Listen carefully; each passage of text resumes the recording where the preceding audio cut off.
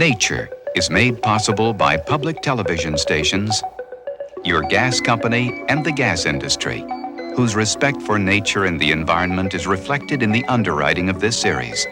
America's gas industry provides 160 million people with natural gas energy all across the country.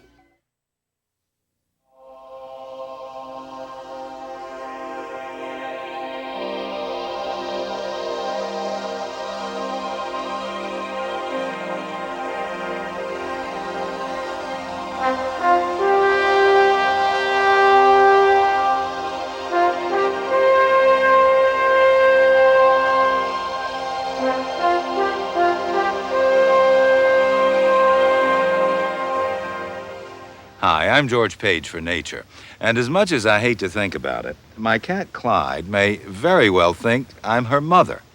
At least that's one contemporary theory being offered to explain why cats like people, and occasionally even show them affection. The theory goes something like this. Wild cats are solitary animals once they leave their mother and siblings, with the single exception of the lion. But kittens, even wild kittens, are capable of sociability. So, according to the theory, we humans extend a growing kitten's period of social tolerance into adulthood by providing food, shelter, physical closeness, and affection. All this sustains the closest relationship the solitary cat is capable of, that between kitten and mother. And we, therefore, become surrogate mothers. Well, the cat's always been a mysterious and fascinating figure.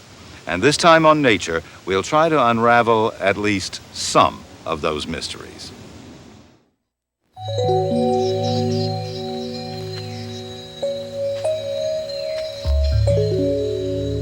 Independent, aloof, often mysterious.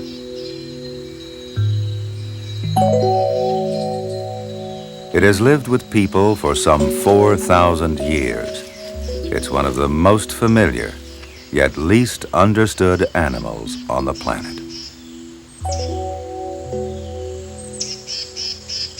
Their beauty so captivates us that it's easy to forget that they're one of nature's most perfectly designed predators. The domestic cat. Although they share our homes as pets, cats are often seen as antisocial, finicky, indifferent to our wishes, and practically uncontrollable.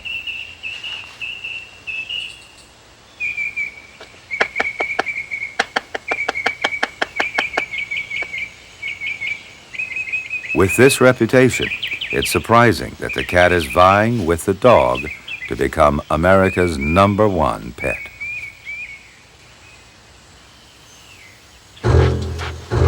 Mambo, come on.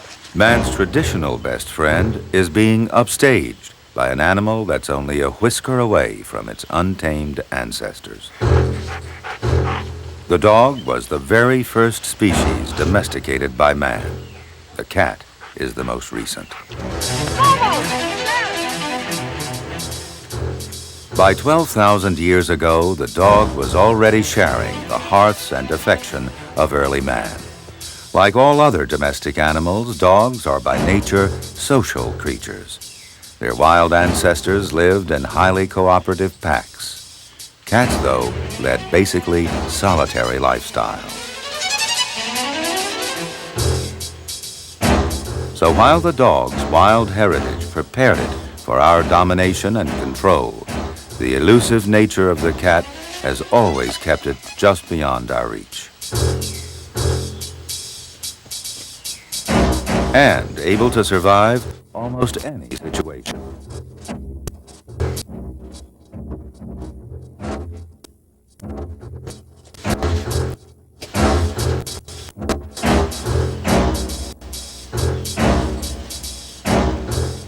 It is adapted to all manner of lifestyles in every part of the globe.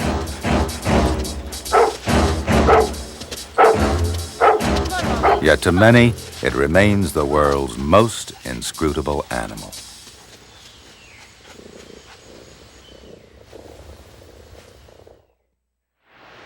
Although it's a member of the cat spectacular family, the king of beasts is not really an overgrown tabby. For one thing, male and female lions look very different. Like all their kind, they're beautifully adapted predators. But lions are the only member of the cat family to live in large social groups, and they cooperate when hunting, a job that falls to the females of a pride. They depend on stealth to stalk their prey, then dash across open ground to seize it with outstretched claws.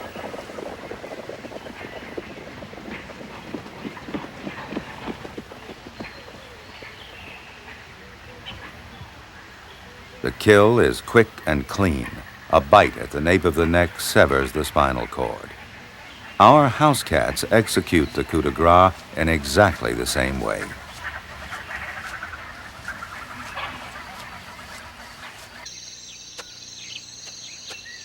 The cheetah is the most dog-like of all the cats. It's the only cat to catch its prey by a speedy, prolonged chase. Its claws are not retractable, and it has only moderately sized canine teeth so that it needs to choke its prey.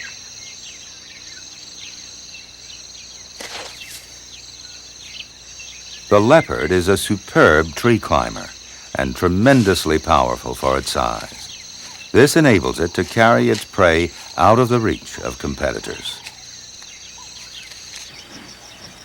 People who wish to draw parallels between a big cat and their pet might do well to choose this one, the tiger, a solitary hunter whose behavior is fairly similar to our own cats.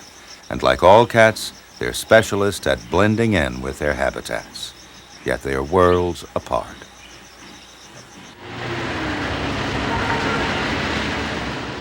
Today, in every corner of America, so familiar we hardly notice them, you find domestic cats. Their popularity is at an all-time high. 56 million now live in 30% of American households. Cats have adapted to such a wide range of lifestyles that it's hard to find agreement even on their basic nature. Are they dedicated, gentle, close companions? Or just casual hangers-on around our homes and lives? Whatever our feelings, they always seem, in essence, creatures of the wild. We may never know whether man first chose the cat as a companion or as a way to control rats and mice. We do know it inspired our awe.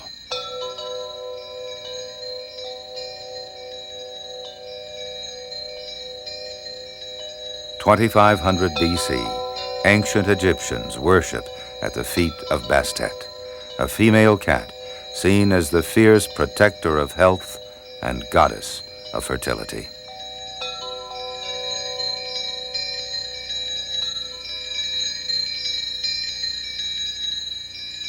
Her form was depicted in all manner of statues in her temples. The Egyptians believed that the male cat had a different role. According to legend, his job was to kill the evil serpent, which was constantly trying to stop the sun from traveling around the world. Cats were so revered that when they died, they were embalmed, mummified, and placed in caskets, with some model of the occupant displayed on the outside. As many as 300,000 cat mummies have been found in one temple.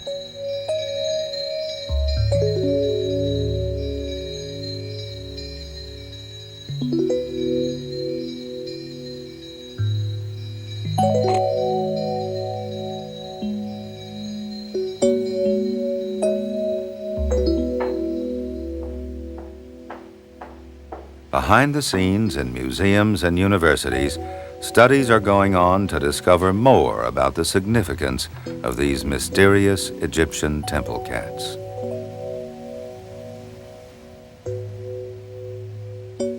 X-ray pictures of these mummies clearly show the skeleton. Its hind legs and tail have been folded against the belly. The front legs are straight. The shoulders and neck are distinct, and above that, the skull.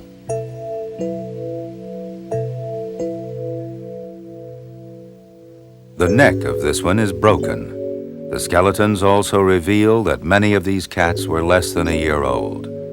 Perhaps the priests sacrificed these emblems of their god in large numbers and sold them to the public as offerings. The Romans were probably the first to introduce cats from Egypt into Europe. During the Middle Ages, cats suffered a terrible turn of fortune. Once gods, they were now seen as demons, the embodiment of the devil. Familiars to witches, fiendish servants to do their bidding. The Church's persecution of witches and the animals associated with them lasted for more than 400 years.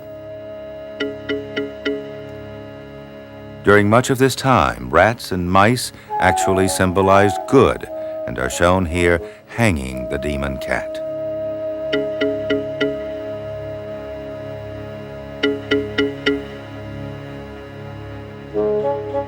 But to some during the 14th century, the cat's unpopular image began to change.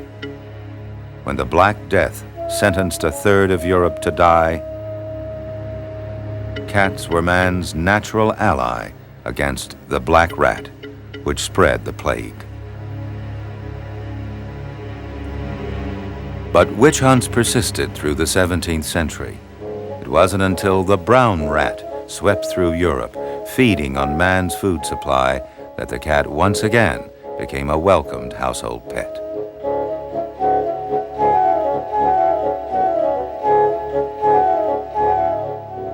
Finally, in a total turnaround, we see rats surrendering to the cat.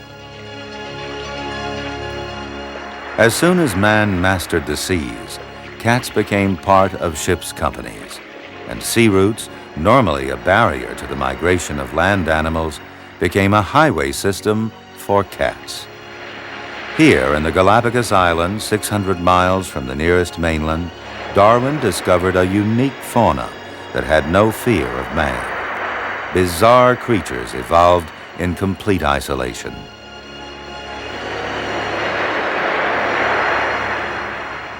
Never having known any land predators, they're incredibly tame. Their total lack of fear has left them entirely defenseless against predation. And the land iguana is only one of the species that has been endangered by our seemingly innocent companion.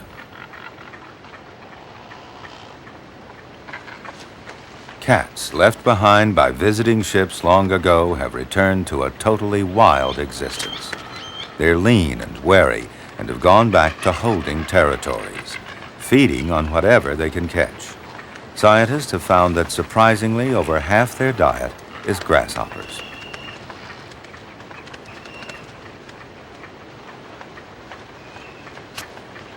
But cats are renowned opportunists, and they found the defenseless wildlife here to be easy prey. Young iguanas and ground-nesting birds are especially vulnerable. Feral cats are considered perhaps the greatest threat to the native wildlife of these and many other oceanic islands.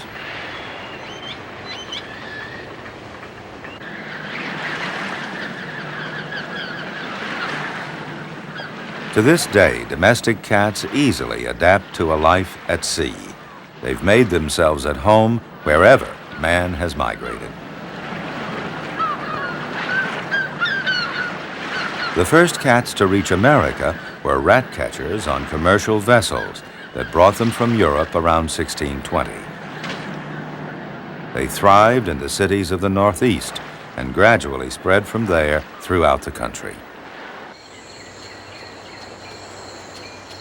Feral cats also occur in the American countryside. They feed on small mammals and birds. Wildlife here evolved along with land predators, and they're not entirely defenseless. Sadly, though, the growing number of feral cats has begun to take its toll on birds and small forest animals.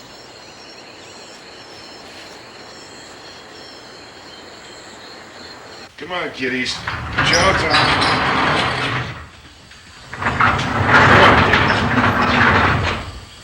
Kitty, kitty. Other rural cats have the best of both worlds. They continue to live around humans and depend on us in part for their food, but they do go off hunting on their own. All outdoor cats have home ranges, from a half to 40 acres in size. Males have larger ranges than females, and they often overlap. Both males and females mark their home areas. It's one way of telling others of their presence. Cats that follow may stop to sniff the mark, but they don't respond with a mark of their own. Cats live in a whole landscape of odors of which we are totally unaware. Different cats may hold dominance over a particular area at different times of the day. Scent marking reinforces their awareness of who has the right-of-way now, but it doesn't act as a repellent, and confrontations are bound to occur.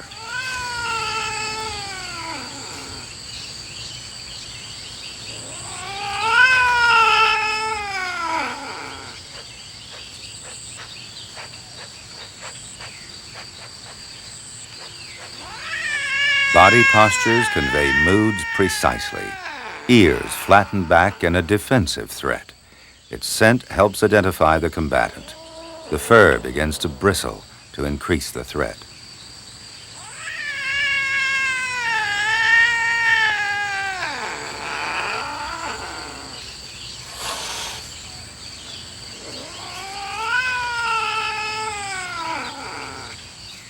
Ears erect in an offensive display, one cautiously exercises its dominance, while the other recognizes that it's time to back off.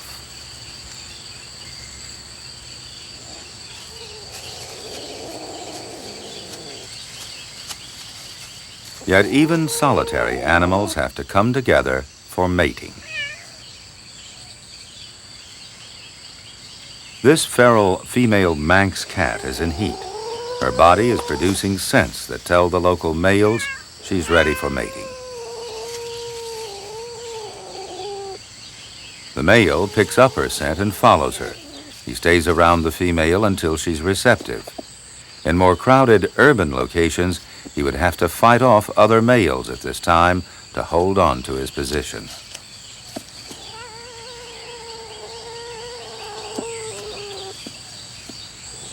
The female begins to adopt a special crouching posture, back curved and rump held high. The male continues the pursuit until he judges that she's ready.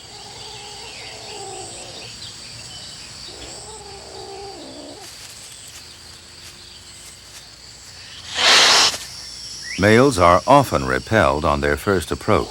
Female cats exercise considerable choice.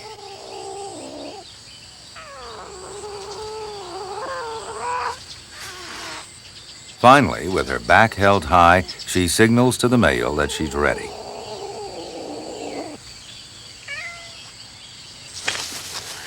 The male restrains her by a tight grip on her neck and holds her firmly just behind her front legs. They will keep this position for about 2 minutes, but the actual mating only occurs in the final few seconds.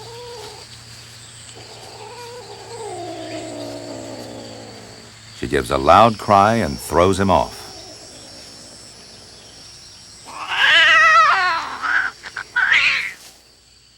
This curious behavior is explained by the tiny spines on the male's penis. Although it's evidently somewhat painful, it's necessary to stimulate ovulation in the female. Then she indulges in a bout of rolling, rubbing, and licking.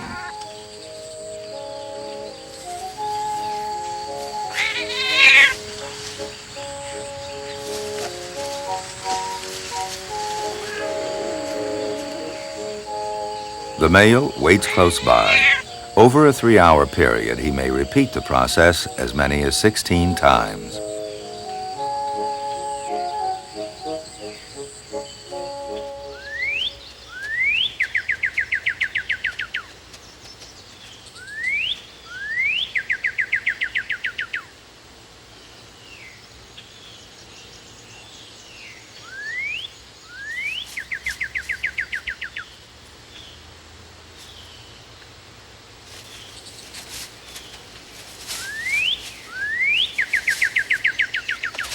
Once away from human influences, domestic cats reveal a repertoire of behavior patterns that closely resemble those of their more awesome cousins.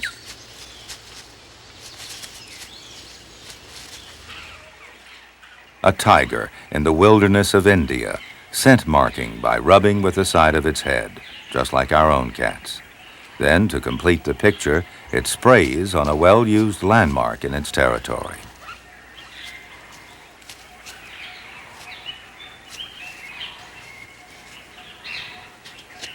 The rubbing records its own identity and condition for all that follow it. The spray message seems to serve as a more general advertisement. As it rubs, it senses which others have rubbed there recently.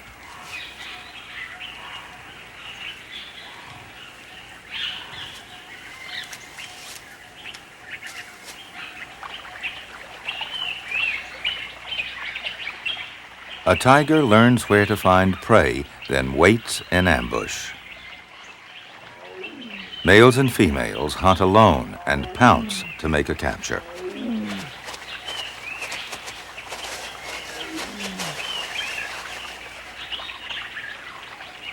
A male looks on while a female, which also operates in this territory, cuts the carcass into pieces with her shearing side teeth before swallowing it in chunks, just like our pets are equipped to do.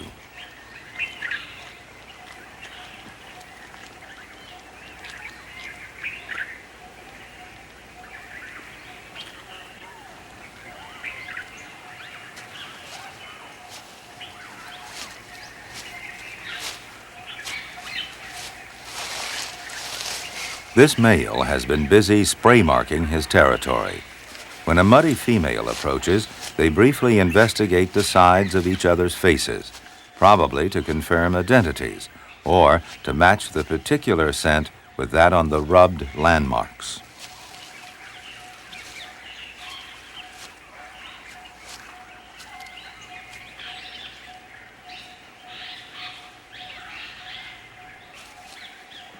The encounter apparently over, she continues on her way.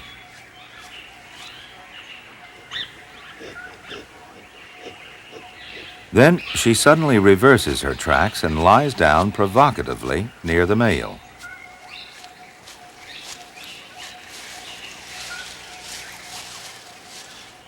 Mating involves the identical neck biting by the male and the subsequent batting off by the female.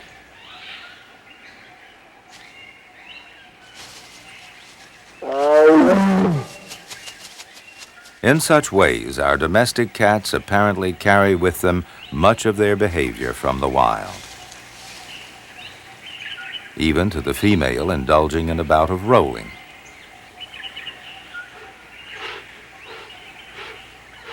And the male staying close by, waiting for another chance to mate.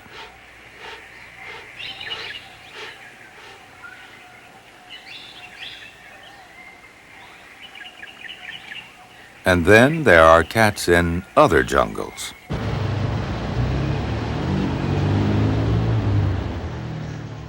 These animals also depend on using the same basic instincts to survive. But here, their habitat is a far cry from the wilderness. There are an estimated 15 to 25 million strays in America. This represents about a quarter of the total cat population. These unwanted street cats are often unhealthy and lead short, miserable lives. Every year, more than 3 million cats have to be killed by animal welfare organizations.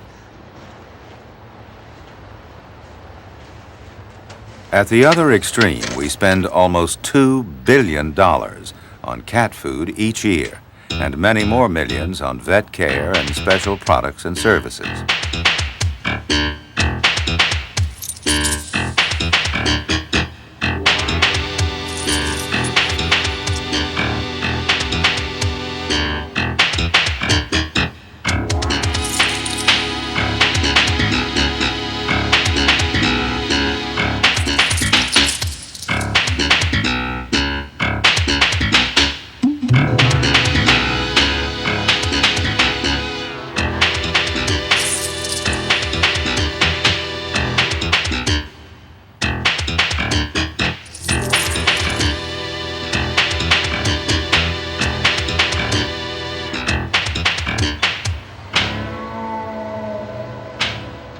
Those that have been rejected by human society survive by scavenging for any leftovers, an all too common sight.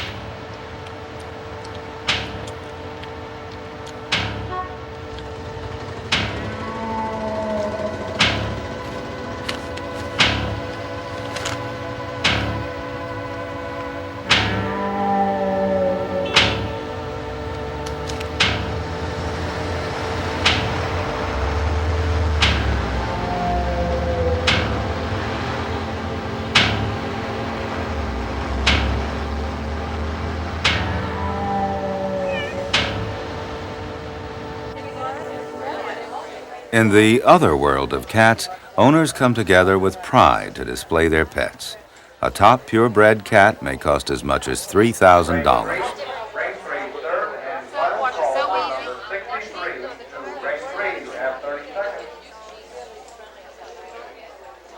Why? Heavy layered stuff.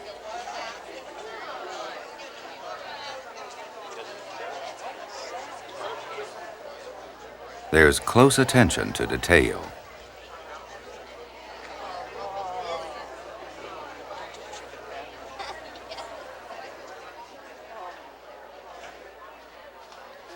At a typical cat show, you can see more than 30 breeds that are recognized by the Cat Fanciers Association.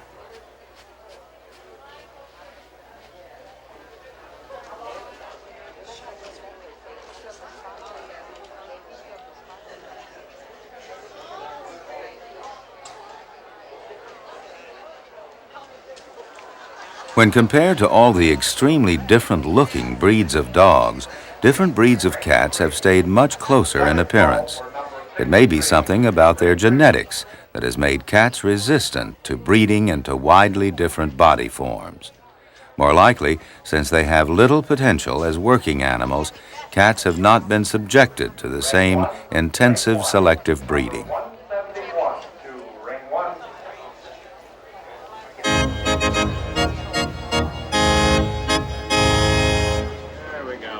But at this cat show, the title of Queen is awarded to a non-pedigree house cat, presumably on the grounds that with cats, everyone is equally entitled to the description of regal. If this seems a bit excessive, it may be little more than our pets are used to receiving in their daily lives.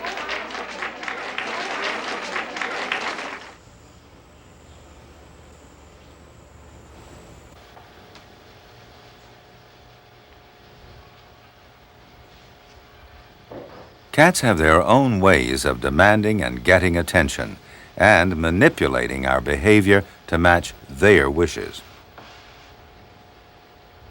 But when a cat rubs you, it may not be showing affection. It's said that only when it rubs you with its forehead and nose is it recognizing you as a member of its cat family. All the other places that a cat normally uses to rub with, like the sides of its head and mouth, its flank, or even with its tail, are simply to mark you with one of its personalized scents. As well as demanding attention, it's probably claiming you as part of its territory, even though it may not always be the most convenient time.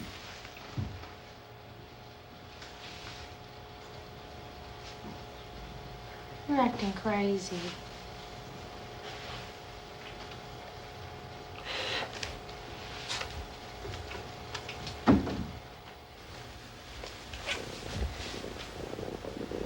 When this cat rubs on the edge of a table, it's clearly not passionate about the wooden legs, but is simply marking it with its odors. Since most cat owners have more than one cat, each will stake its claim to share the territory.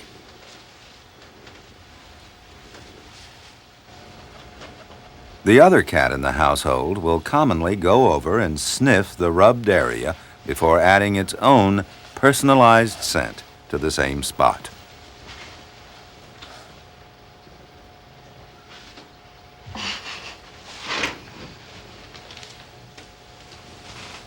This house cat is sharpening its claws, or so it appears. But this animal had its claws removed as a kitten. The fact that it continues to rub may give us a clue to the significance of this behavior. When a cat scratches a tree, Not only is it keeping its retractable claws in top condition, but it's almost certainly putting scent marks from its pads on the roughened surface, as well as leaving a visual marker of its presence.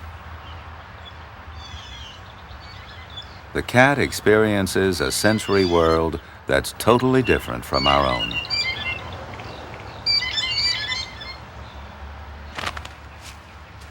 It's easy to misjudge precisely what messages cats are picking up from their environment. As they carry out their familiar lives around our homes, they are responding to a world of which humans have little awareness. Their seemingly psychic abilities, such as being able to sense the vibrations of coming earthquakes, may be achieved simply by using sensory information we cannot experience. All of it adds to their mysterious image. The hearing of cats is considerably better than humans. They have greater sensitivity and can detect high frequencies several octaves above the limit of our hearing.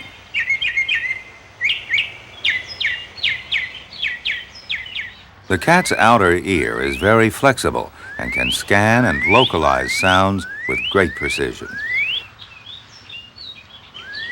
It's moved by an elaborate complex of tiny muscles.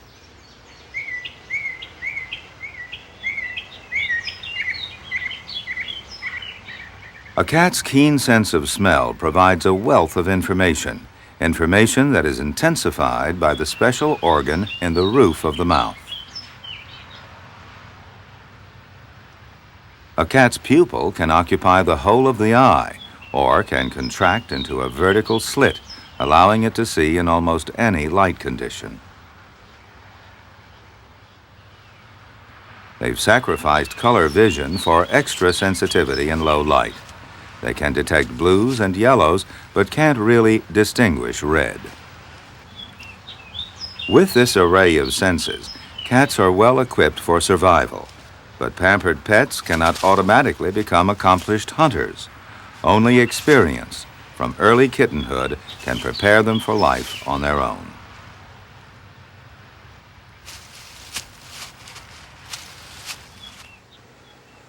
Cats spend 80% of their time resting, or at least catnapping. By monitoring their brain waves, we know that they first enter a phase of light sleep, lasting 20 to 40 minutes. During this time, they will readily open their eyes at the slightest disturbance. Then they finally go totally limp, and their third eyelid closes in from the side as they enter another world.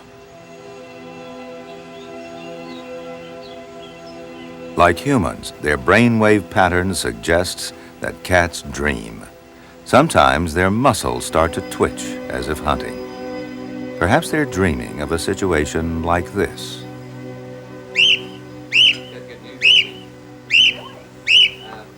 Putting in all that overtime. Paid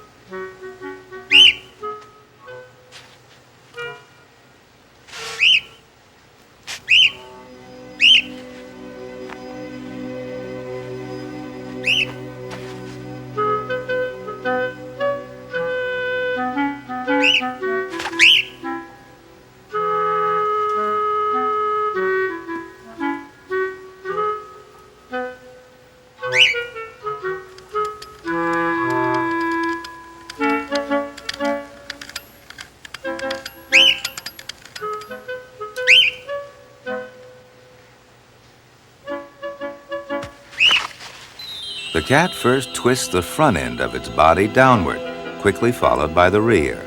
It can right itself after falling from an upside-down position in less than 1 second.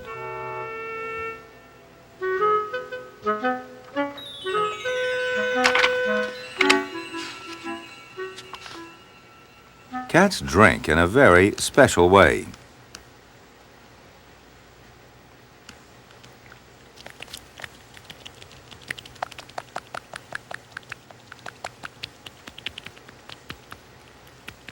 They have comb-like spikes on their tongues, which are primarily designed to scrape off meat from the bones of their prey. But there are pockets behind these spikes, which act like a sponge to soak up the milk. Then the tongue is sucked dry in the mouth. When a cat cleans itself, it uses that same rough surface to comb and lubricate its fur.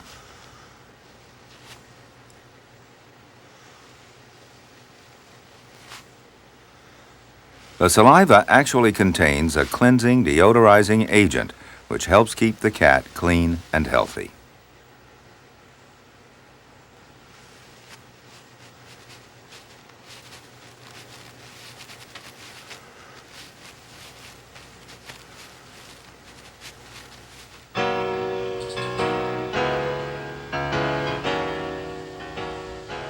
This motel in Florida plays host to many guests. But there's a resident here, too, a calico cat that makes her home base in the storeroom.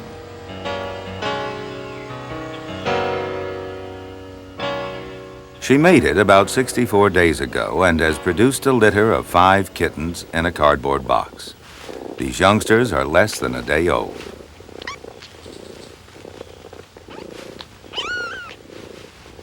Their eyes won't open for another 6 to 8 days, and their hearing doesn't function until about another week after that.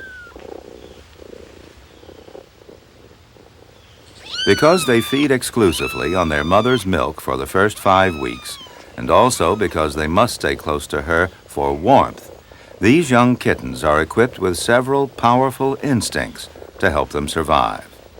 Initially, their most important senses are smell and touch, as well as temperature awareness. If they move away in the wrong direction, they can recognize by smell where they should be and take steps accordingly. Its sense of smell also helps the kitten identify its own nipple. It will suckle from that one exclusively. Another of the kitten's most crucial skills is to recognize up from down, so that it can always keep its belly downward and be properly positioned to nurse.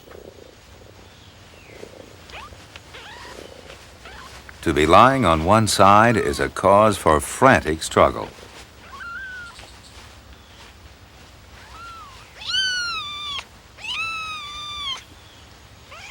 In these early days, the muscles of the kitten's rear quarters are not yet under control, so their mother licks them, not just to keep them clean, but also to stimulate their bladder and bowels.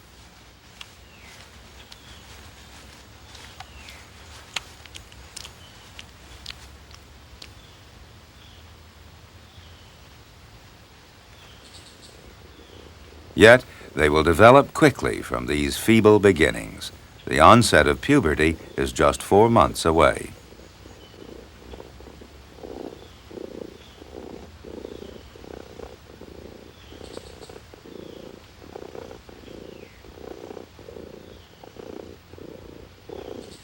By 5 weeks of age, the kittens have become fully coordinated.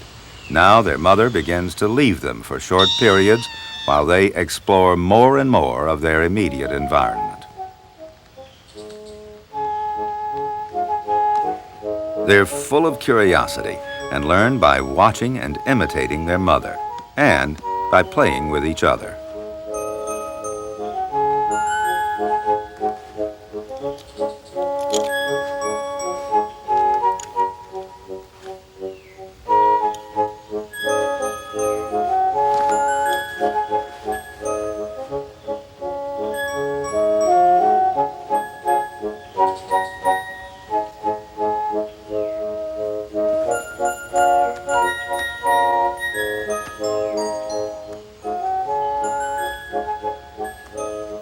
The mother now has a new responsibility.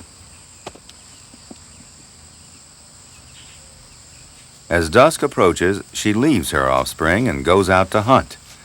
Initially, she kills the prey she catches and takes it back to eat in front of her youngsters. This enables the kittens to recognize it as a food source, and soon they learn to eat with her. As her offspring get older, she changes to catching mice but not killing them, so that she can take them back alive to her kittens.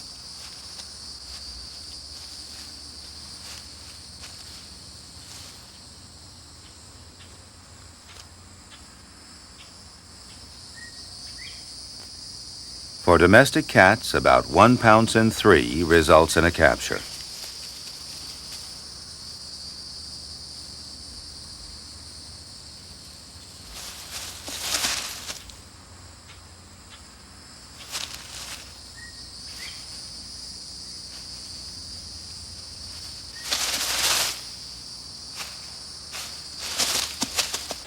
She sets off back to the storeroom to deliver the hapless animal to her brood.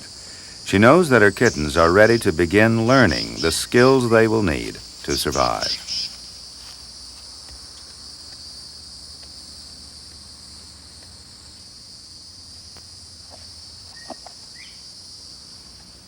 This gives the youngsters a chance to learn how to handle a small rodent. Kittens have no instinctive knowledge of how to kill their prey with a precise neck bite that cuts the spinal cord. They must learn from experience.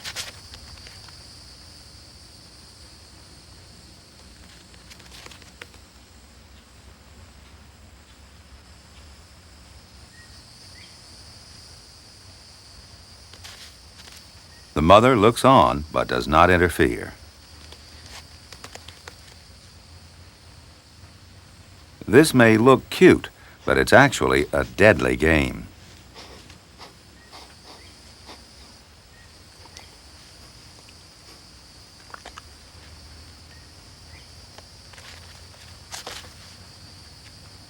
This time, the mouse gets away, but soon these kittens will need to perfect their killing skills to survive.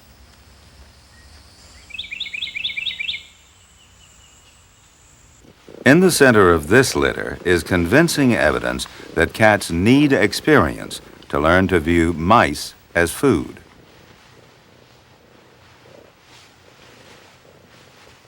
This white mouse is a family pet that the mother cat came to know and accept when she herself was a kitten.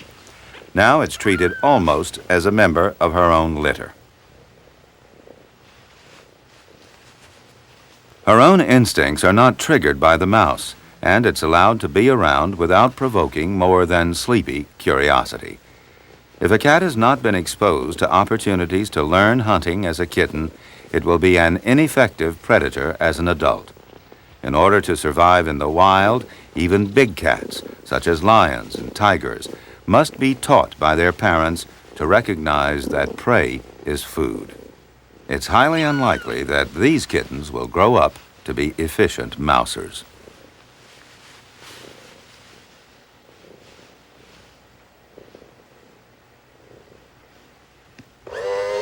Domestic cats offer innumerable opportunities for the study of animal behavior. Yet surprisingly, very little research has been done. It's almost as if scientists have felt that pets are not worthy of serious study.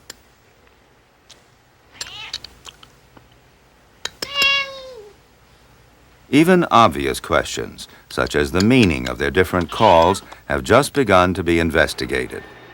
Zoologist Patricia McKinley is in the first stage of work on a cat dictionary. She analyzes their calls with a machine that separates the different frequencies and displays them on a chart.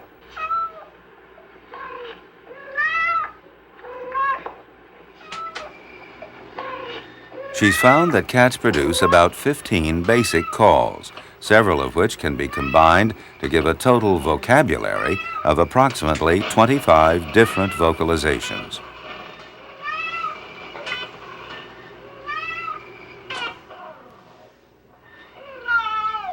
The meow is a composite call made of 2 different components.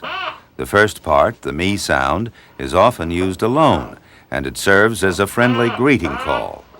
The ow sound on its own is normally a defensive call, meaning keep your distance. So when a cat meows at you, it's really saying, I'm willing to be friendly, but beware, I've got rights here too. Cats almost always meow at people and very rarely at other cats.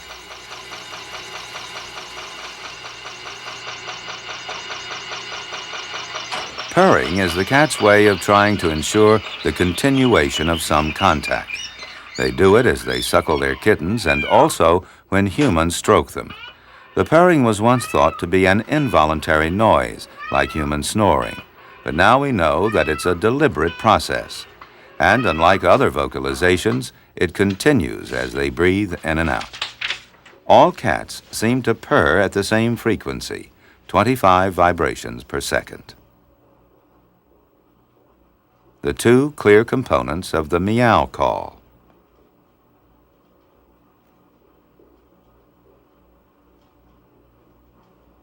The purr call is nonstop, only the tone changes.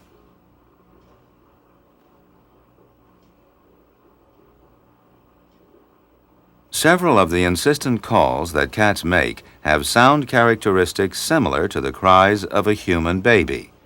This might explain the contrasts of pleasure and annoyance they can generate in people. Another unstudied aspect of cats is why women in general have a stronger preference for them than men. Most owners are couples, but if you look at single people with cats, you'll find that there's a larger percentage of female owners.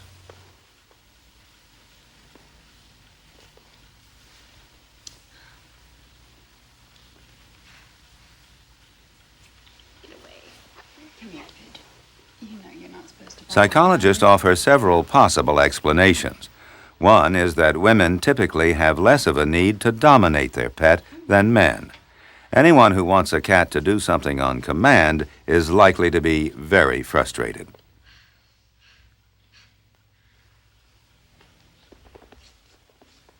However, there are ways of developing extraordinarily close relationships with your cat.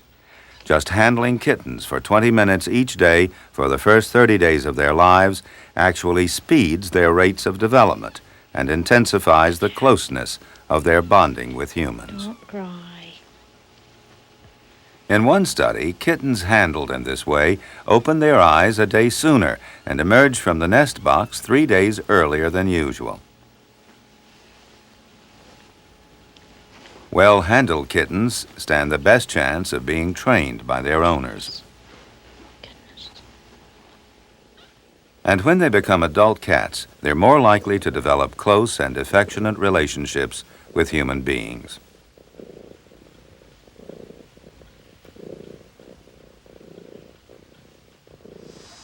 This mother cat has been handled extensively since birth. Her kittens have been experiencing the same affectionate, daily handling and have developed a close and trusting relationship with their handler, which in this case just happens to be a baboon.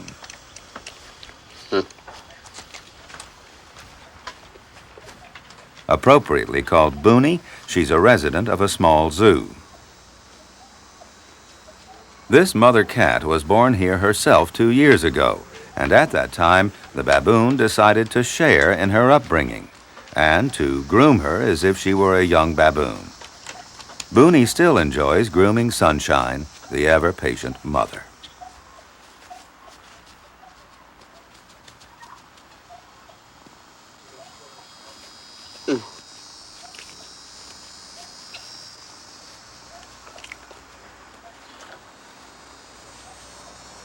Boonie also shows a strong attraction to the kittens.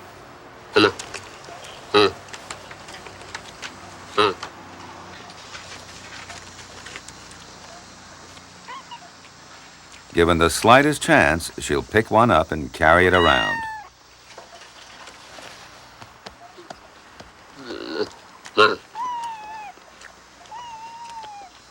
With the daily handling they're getting from birth, it's highly likely these kittens will develop their own attachment to baboons, which will remain with them throughout their lives. Perhaps in a year or two, this one might return to repeat the process.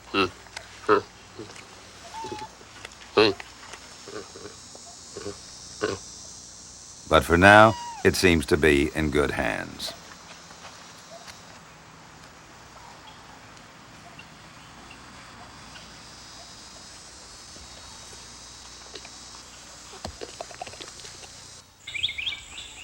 Contrary to popular belief, cats are trainable.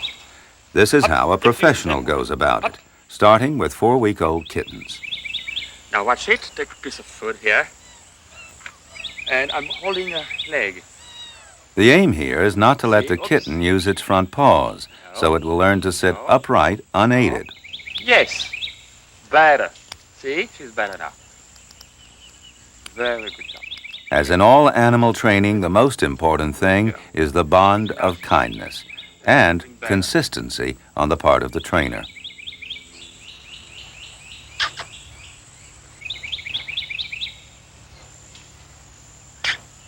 From small, uncertain beginnings, progress is made one step at a time. Now, stand. Good. Very good boy. One more. Oops. One more. Yes, very good. See? He keeps his legs down. So, for that, it's a bit better than the other one. Whoops. Very well done. Very well done. Hey, one more. Yes.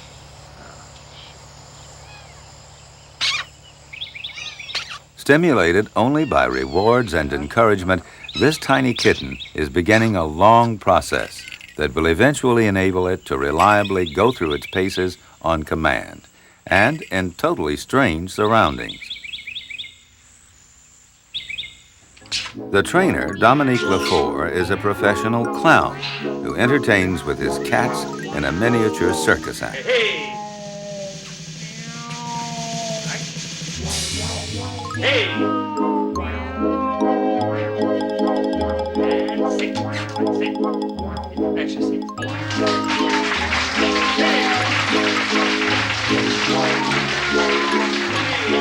And now.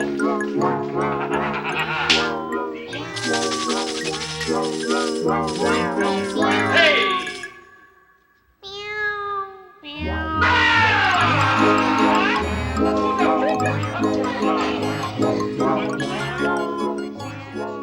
And although we can see that cats are trainable, many cat owners would admit they are the ones who have been trained by the subtle influences of their pets. In the end, it's the companionship and affection cats offer that makes them such a fulfilling part of our lives.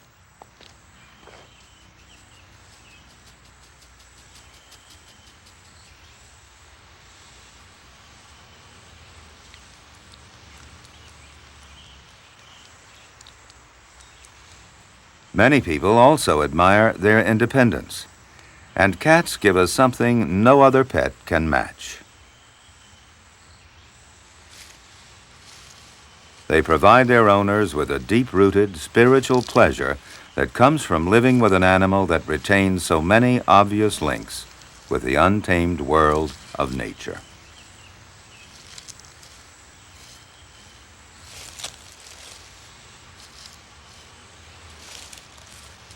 Perhaps in that lies their greatest charm.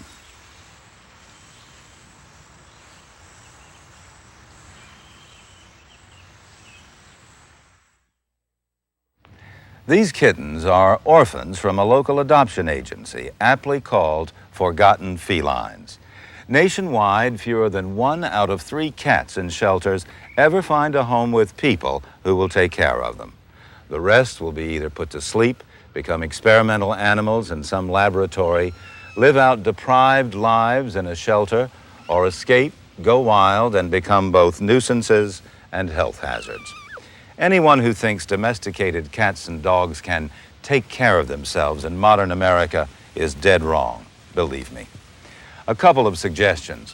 One, if you want a cat for a pet, please adopt an orphan like these fellows, unless you plan to breed and show cats. And 2, please have any orphan kitten you take into your home neutered. Neutering will definitely make a better pet. And we have enough orphans. I'm George Page for Nature.